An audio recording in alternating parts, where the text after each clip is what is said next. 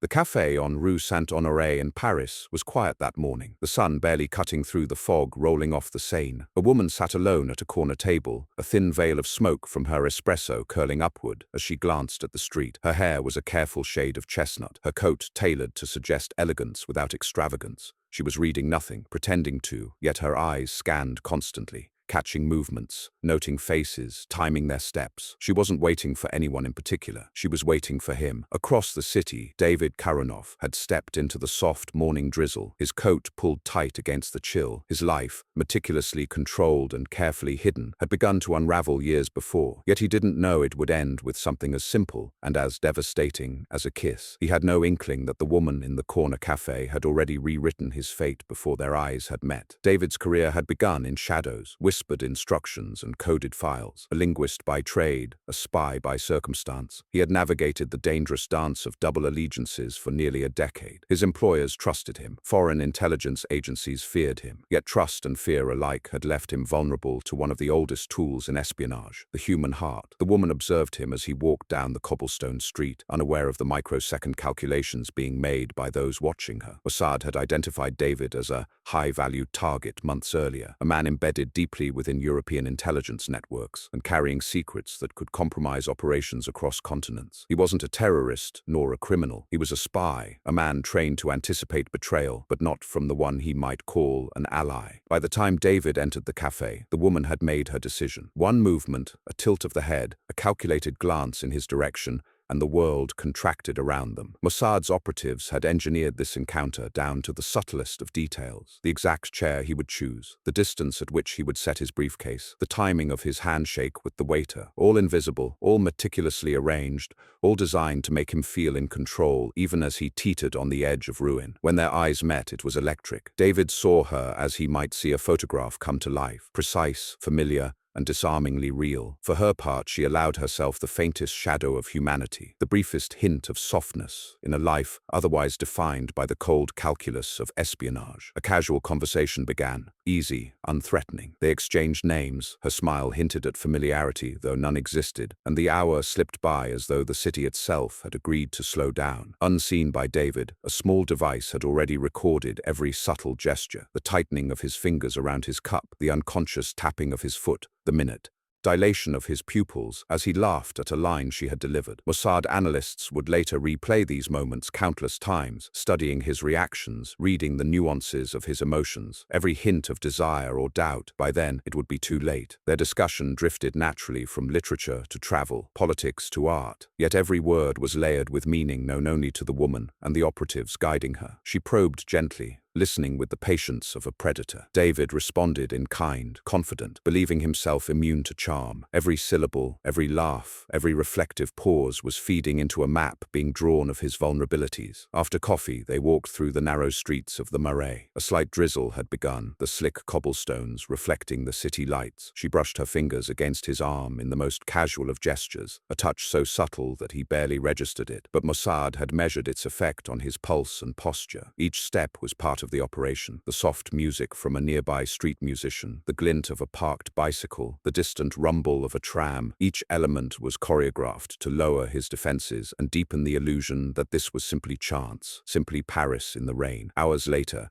they would find themselves in a dimly lit hotel lounge, the air perfumed with something rich and intoxicating, their conversation now reduced to whispers. Outside, the city moved on, oblivious. The operation, however, had reached its crescendo. The agent had the freedom to smile, to laugh, to offer a hand resting on his briefly, a whisper close to the ear, a kiss almost tangible, imagined, a single, calculated moment that would unravel a man's life. One kiss. It would not be violence that ended David Karanov's career, nor the exposure of confidential files, nor the betrayal of colleagues. It would be the illusion of intimacy, a calculated breach of the human heart. Mossad's honey trap, perfected over decades, relied not on weapons or codes, but on the most ancient vulnerabilities: trust, attraction, the yearning for connection. By the time David would realize the manipulation, the files he had carried, the secrets he had safeguarded, and the alliances he had cultivated would be compromised. Careers would be ended, loyalties tested, and lives irrevocably altered, all because of a woman who appeared simply at a corner table in Paris, and the single,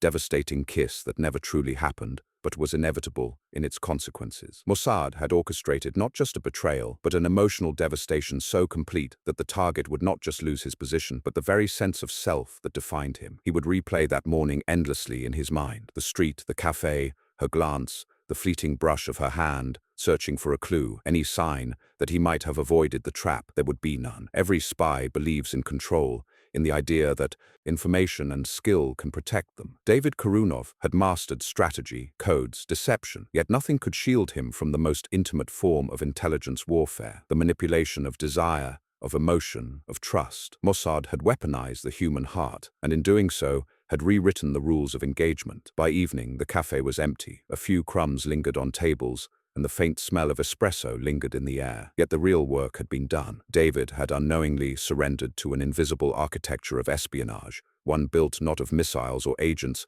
but of timing, patience, and emotional precision. His downfall was neither abrupt nor violent. It was poetic, surgical, and devastating. Mossad would later analyze every recording, every report, every subtle change in David's behavior. Each moment of trust extracted from him would be catalogued, dissected, and filed. And yet for him, it would feel like chance, like fate, like a single kiss in Paris that altered everything. The trap had been sprung, the game was far from over, and the consequences would ripple across continents, leaving confusion and ruin in its wake. By the time he understood the extent of the betrayal, it would be too late to reclaim anything, not his secrets, not his career, not the innocence of his own judgment. This was not merely a story of espionage. It was a story of the human heart caught in the machinery of intelligence, of a man undone by the most intimate and personal of betrayals. One misstep, one glance, one kiss that carried the weight of 1,000 hidden calculations. And it had all begun in a quiet Paris cafe, in the soft morning mist, under the unassuming eyes of a woman trained to be irresistible, invisible, and utterly lethal. The night in Paris had settled into a heavy silence, punctuated only by distant sirens and the occasional whisper of tires over slick cobblestones. Inside his small, sparsely furnished apartment, David Karunov paced. The events of the day replayed like a slow-motion film, each interaction layered with sudden, sharp clarity. He recalled her laugh, soft and unassuming, yet entirely precise. He remembered the way she had leaned in slightly, the faint scent of jasmine trailing in her wake. Nothing about her had screamed danger, and that was exactly the point. For David, this wasn't the first time his work had demanded vigilance. Years in the intelligence field had taught him to scrutinize every movement, every word, every gesture. Yet, despite the training, he felt the creeping unease of someone who realized, far too late, that the rules had shifted. Every instinct told him he was in control, but somewhere deep in his gut, he knew something had been set into motion that he could not stop. Across the city, Mossad operatives were monitoring him in real time. Hidden cameras captured subtle movements, his hand brushing against the edge of the table, the tightening of his jaw as he reviewed a folder of coded messages, the deep inhalation, as if he were attempting to breathe through the rising tension. Each motion, each nuance, was feeding into a larger analysis, a predictive model of behavior designed to anticipate his next move. For them, David was both target and subject, his every response a data point in a precise, emotionally charged experiment. Meanwhile, the woman who had orchestrated their encounter moved with the same calm detachment she had displayed at the cafe. She wasn't just walking through Paris, she was moving through a network of invisible threads, each connected to David. Her mind catalogued every detail, the angle of the streetlights, the timing of the subway doors closing, the proximity of surveillance teams masquerading as ordinary commuters. The city itself had become an extension of the operation, every element co-opted to manipulate, to predict, and ultimately, to entrap. David tried to focus on work, flipping through encrypted communications and sensitive dossiers, but he found himself distracted, replaying the day again and again. He recalled the subtle curve of her smile when he mentioned a small detail of a previous mission, a detail that he had thought known to only a select few. How could she know? Was it instinct, luck, or something far more deliberate, orchestrated by minds that had already mapped the contours of his heart and mind? The answer, of course, was deliberate. Mossad had not left anything to chance. Months of observation, psychological profiling,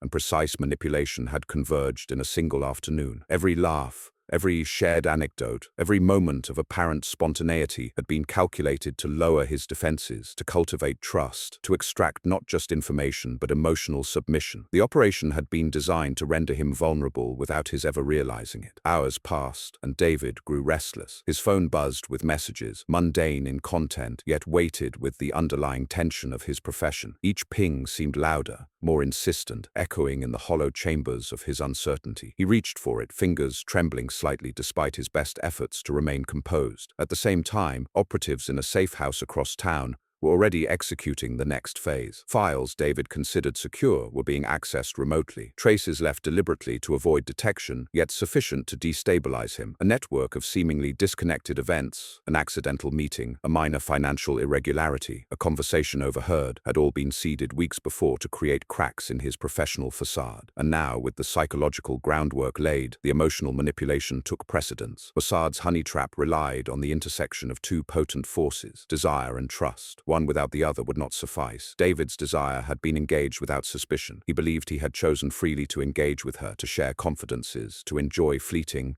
intimacy. The trust, carefully nurtured, allowed him to lower his guard, to reveal patterns in behavior, preferences, and vulnerabilities that would later be exploited. It was a study in precision, a choreography of human weakness executed with the cold efficiency of a surgical team. Meanwhile, David remained oblivious to the surveillance that had been shadowing his every movement. Cameras hidden in buildings, sensors embedded in lampposts, and operatives posing as tourists and street vendors had tracked his patterns for months. Each micro-expression, each involuntary glance, each sigh had been catalogued. By the end of the day, Mossad had more information about him than he himself realized. The woman's role extended beyond the immediate physical presence. She had become a vessel for influence, a vector through which trust and intimacy flowed. Every question she asked, every story she told, was designed to elicit specific responses. David's reactions, laughs, frowns, pauses, shifts in posture, were precisely the elements Mossad needed to complete their profile. By exploiting emotional resonance, they had converted human attachment into a tool of strategic intelligence. Late in the evening, she returned to her own temporary quarters, a small apartment on the left bank. Her composure never faltered. To any outsider, she was a woman alone, enjoying a quiet night. But the operational reality was far more complex. Analysts in Tel Aviv were reviewing footage, running simulations, predicting David's behavioral responses to various stimuli. Every decision she had made, every step she had taken, was being assessed for efficacy, and every new variable was being incorporated into the next stage of the plan. David, meanwhile, found himself staring at a photograph of the two of them on his phone, a casual selfie she had suggested, unremarkable at first glance. Yet when he looked closer, he could not ignore the intensity of the expression in her eyes, the subtle curvature of her lips, the way her hand rested lightly on his arm. It was simple, intimate,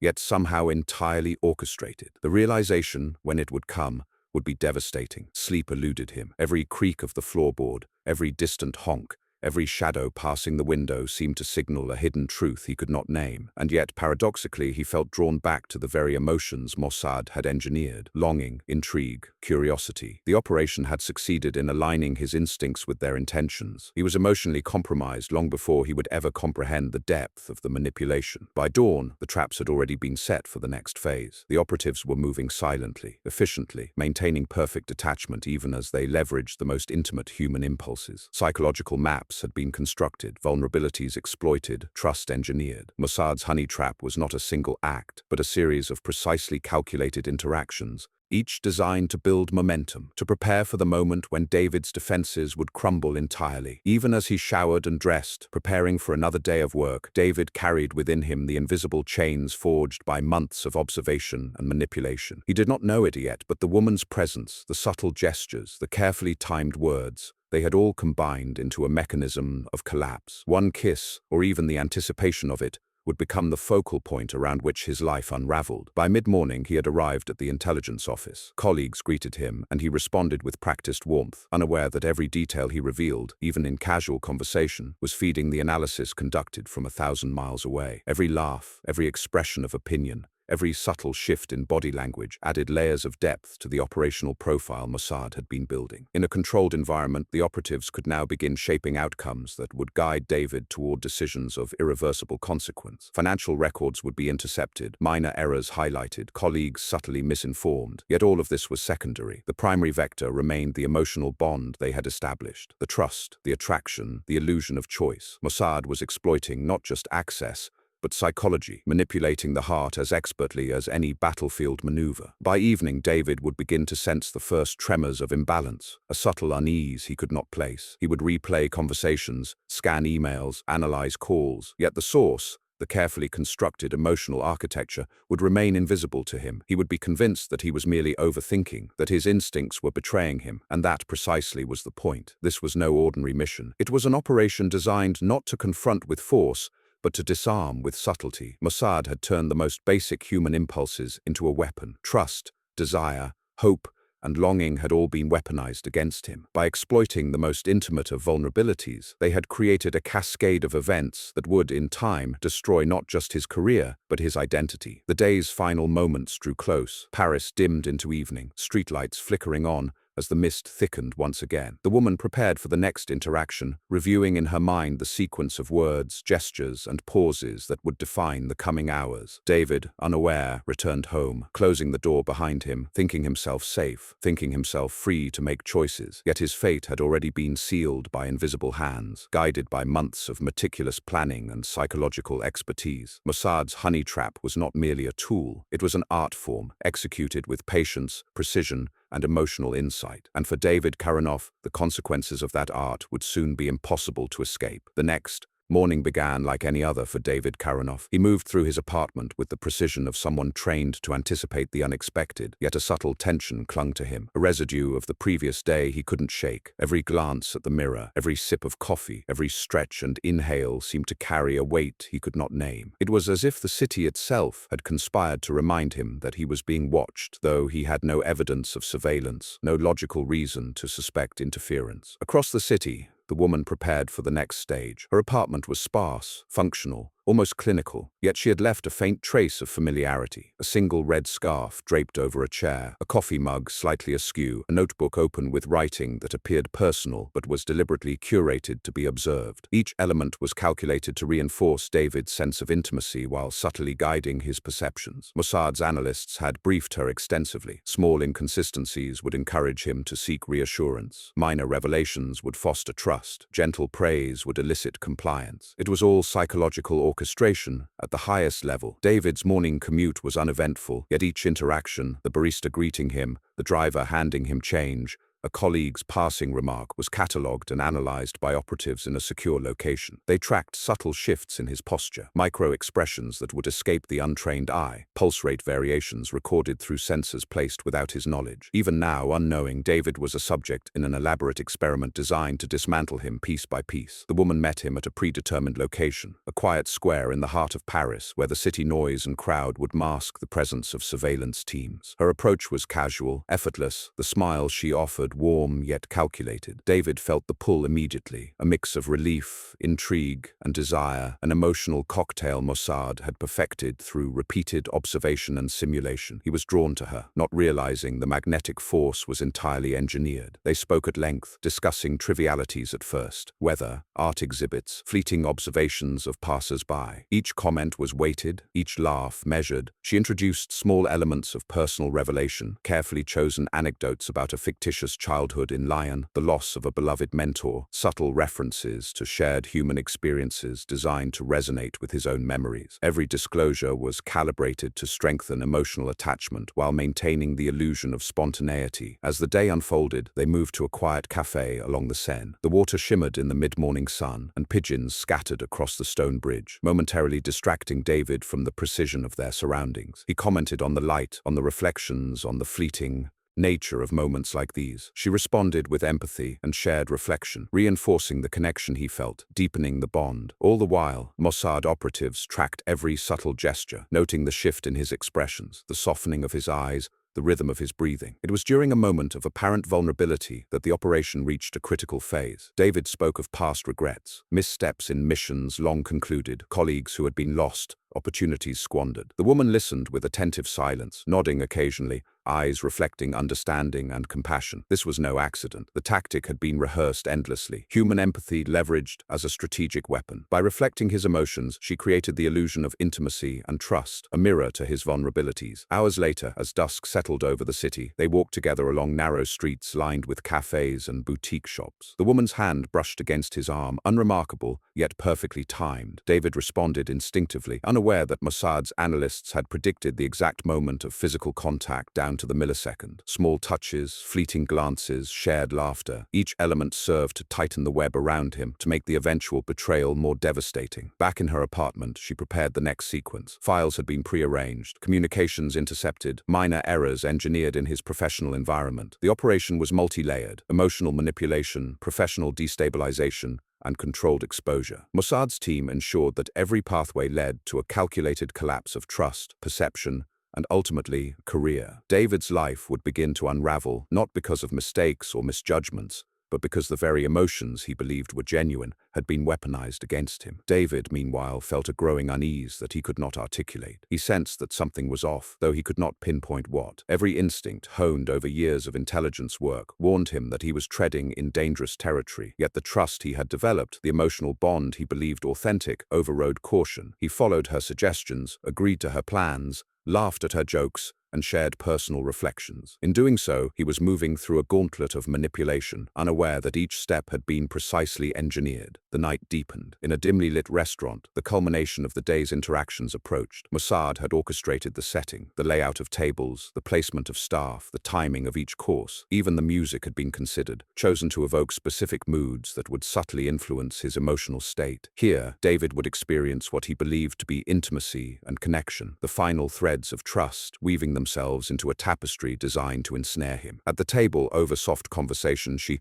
leaned closer. The movement was slight, unremarkable in isolation, yet in the context of the day's orchestrated events, it carried immense weight. David felt the pull immediately, heart racing, thoughts clouding. Every nerve ended at the space between them, every rational calculation overridden by emotion. Mossad's planning had anticipated this perfectly, a single, brief, and seemingly natural moment of closeness that would tip him irreversibly toward dependence and trust. By the end of the evening, David left the restaurant with a sense of warmth and connection, unaware that he had just traversed the critical threshold of the operation. The woman's smile lingered in his memory, a fragment of intimacy that would later become both a point of obsession and a source of devastation. He felt drawn, compelled, and entirely unaware that his professional judgment had been compromised long before he recognized the danger. In the following days, Mossad's psychological manipulation would intensify. Emails, phone calls, and social interactions, all subtly engineered, created a cascade of confusion and doubt. Professional correspondences would be delayed, documents misdirected, colleagues subtly misled. Each disruption seemed innocuous, yet collectively they began to erode David's confidence, making him more dependent on the one person who appeared to offer clarity,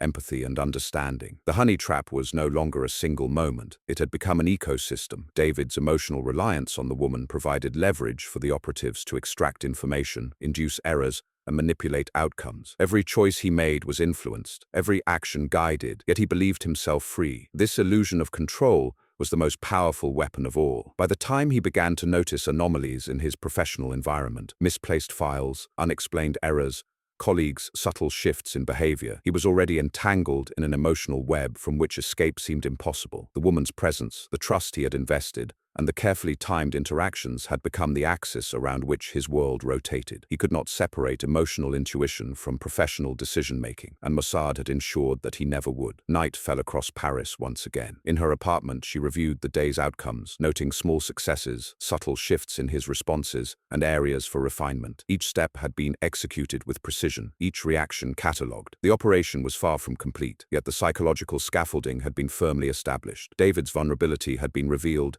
his defenses subtly dismantled, and the final act, the moment that would destroy his life, was within reach. Mossad's honey trap was not a conventional tool of espionage. It did not rely on violence, intimidation, or force. It relied on the most intimate and primal human impulses: desire, trust, and the need for connection. By manipulating these, they had created a weapon capable of disarming even the most experienced operative. David Karunov, for all his training, skill, and experience, had become a casualty of the human heart, ensnared by the invisible threads of one meticulously orchestrated relationship. As Paris slept, the city, unaware of the invisible war waged in quiet apartments, cafes, and streets, the next stage of the operation loomed. David's professional and personal life were poised on the edge of collapse, all hinging on a single, deliberate act, a kiss that would never truly occur but whose consequences would echo with devastating clarity. David woke to the soft drizzle of rain tapping against the windows, the grey Paris morning carrying a melancholy, that mirrored the tightening knot in his chest. He moved through the apartment with a sense of purpose, rehearsing the day ahead, yet he could not shake the shadows that clung to the edges of his mind. Every instinct,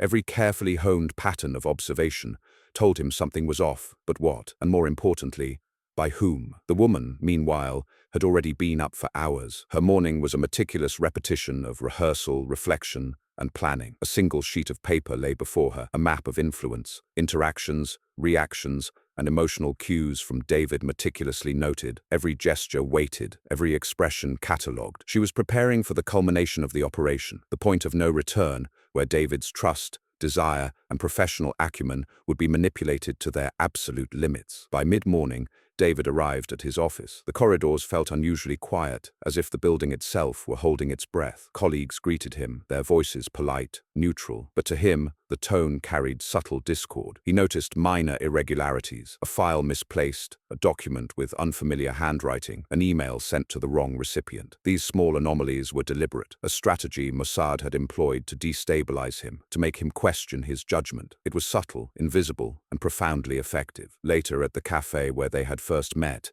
she awaited him, the same composed, seemingly natural smile in place. David approached with a mix of anticipation and unease, the growing tension within him palpable. Every nerve ending seemed alive, every glance measured, every heartbeat amplified. Mossad had engineered this encounter not as chance, but as a calculated inflection point in his emotional and professional trajectory. The conversation began lightly, trivialities serving as scaffolding for deeper engagement. She commented on the weather, the architecture, even the obscure artist featured in a small gallery nearby. Each topic was designed to elicit a response, to gauge his emotional investment and susceptibility to influence. She introduced minor personal details, slightly fictionalized but grounded enough to seem authentic. David responded naturally, without suspicion, weaving himself further into the psychological net. Hours later, the interaction deepened. The woman guided the conversation subtly toward David's past assignments, successes and failures. She listened with unwavering attention, responding with calibrated empathy, reinforcing his trust while nudging him towards self-disclosure. He shared details he would have once guarded fiercely, unaware that every revelation, every subtle lapse was being recorded, analyzed, and fed back to operatives in Tel Aviv. Each word strengthened the scaffolding of manipulation, each smile and gesture a reinforcement of the trust they had built. Mossad's approach was surgical. By combining emotional resonance with professional destabilization, they had created a system in which David's decisions would no longer be entirely his own. His attachments, his reliance on the woman,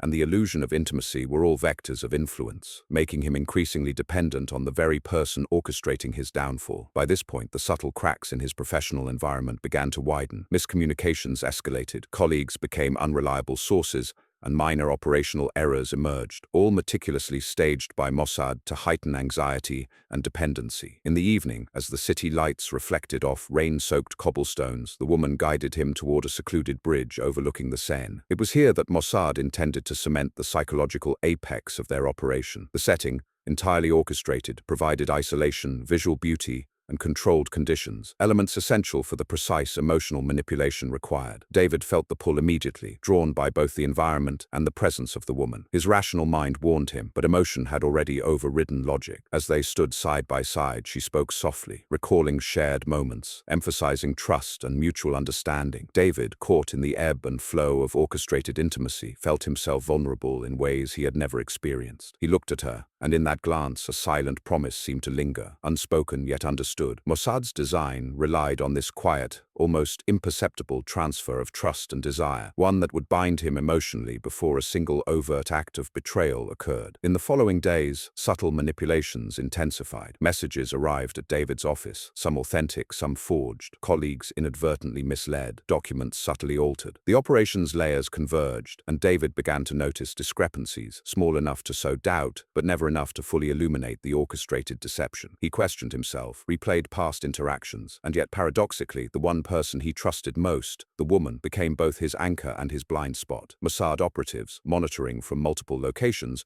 adjusted in real time. Each reaction from David was logged, analyzed, and incorporated into evolving strategies. If he became suspicious, the woman would subtly reinforce trust. If he overreached, minor diversions were introduced to deflect focus. The operation was adaptive, dynamic, and unrelenting, a psychological choreography designed to collapse the target's autonomy without alerting him to the manipulation. As the week unfolded, the cumulative effect became undeniable. David's professional judgment began to falter, minor errors compounding into patterns of miscalculation. Yet his confidence in the woman, in the bond he believed genuine, remained unshakable. Mossad had engineered a paradox. His trust had grown precisely as his professional clarity diminished. Emotional manipulation had become the lens through which he viewed reality, subtly reshaping his perceptions, choices, and decisions. The final critical phase approached with precision. Mossad had orchestrated a series of seemingly coincidental encounters, each reinforcing dependency and intimacy. Emotional attachment, psychological manipulation, and professional destabilization converged to the point where a single interaction could tip the balance irrevocably. The plan relied not on coercion, but on the quiet inevitability of engineered trust, a human weapon crafted from desire, empathy, and subtle influence. David, by now, had reached a state of cognitive tension. He was aware on some level that forces beyond his understanding were shaping outcomes, yet he could not trace the source. Every instinct of caution was entangled with longing, every professional decision entangled with personal attachment. Mossad had exploited his humanity, transforming it into vulnerability. The entire operation, from the first calculated smile to the final staged interaction, had been a masterclass in psychological precision. As night fell over Paris, the bridge where so many small moments had been orchestrated became a stage for the final crescendo. The woman guided David's gaze to the Seine below, speaking of fleeting moments, trust, and choices. He felt the culmination of weeks of carefully constructed emotion, the height of dependence he had come to feel without suspicion. Every word, every gesture, every breath had been designed to maximize the impact of a single, devastating revelation. Mossad's honey trap, by design, relied on emotional inevitability. It was not forceful, violent,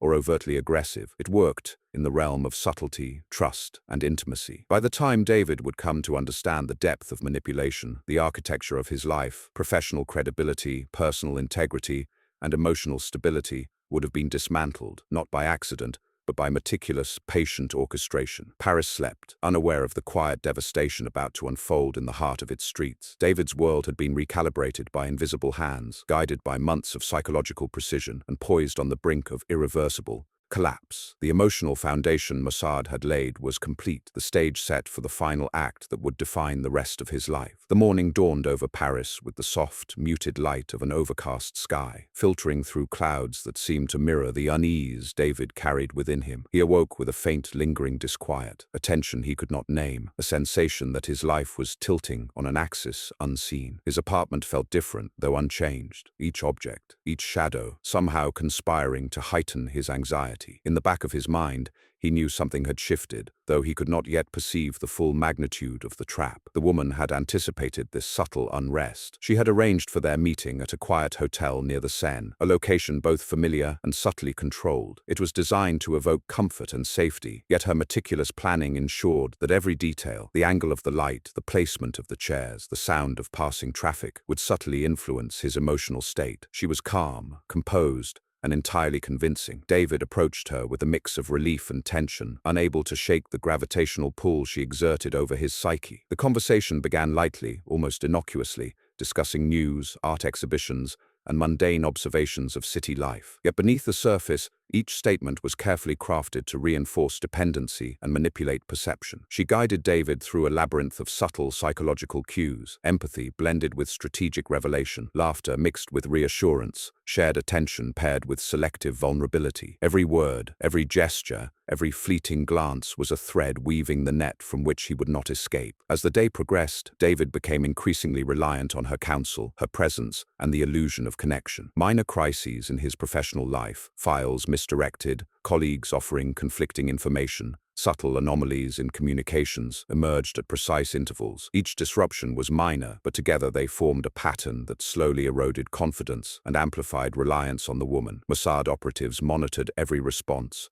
calibrating the unfolding scenario to maximize emotional and psychological impact. By late afternoon, they found themselves walking along the narrow streets near Montmartre. The city hummed around them, indifferent to the invisible drama playing out within its confines. She spoke of trust, of mistakes, of human frailty, narratives designed to resonate with David's own vulnerabilities and regrets. He responded naturally, unknowingly revealing further details of his operational mindset, his fears, and his insecurities. Every disclosure became ammunition for the final act, every subtle acknowledgement a brick in the emotional architecture of the trap. In the quiet of a small cafe, she orchestrated the final stage. She leaned closer, her voice soft and intimate, recounting moments that seemed personal, yet were carefully contrived to mirror his own experiences. Her presence acted as a gravitational force, drawing him into a state of emotional vulnerability that Mossad had cultivated for weeks. David felt the pull deeply, senses heightened, judgment clouded by the illusion of trust and shared understanding. The critical moment approached as the evening descended. She positioned herself near him, the physical proximity a calculated vector of influence. Mossad had trained her in the subtle language of touch, gaze, and proximity. Every millimeter of space between them, every fleeting contact, had been premeditated to evoke compliance, attachment,